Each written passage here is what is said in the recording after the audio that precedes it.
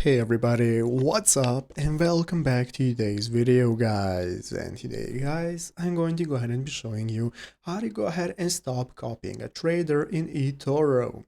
This is a very simple thing to do, so make sure to watch this quick and easy video till the very end, follow my steps correctly so you can make sure that this works the same for you and you can do this yourself. But yeah guys, let's get straight into it.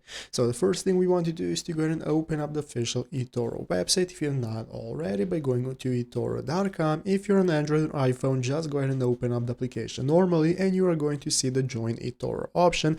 That's going to enable you to sign up for an account if you do not already have one.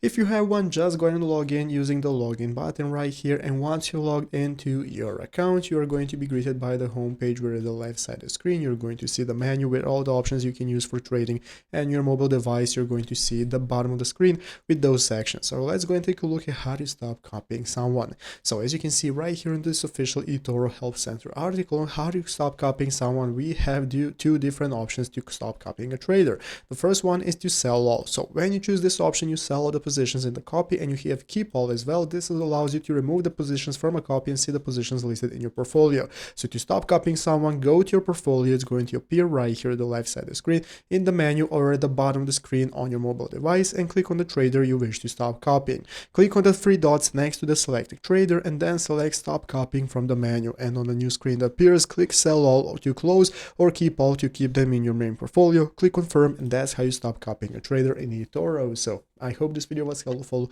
If it was, make sure to leave a like, subscribe to the channel. Thanks for watching, take care and bye.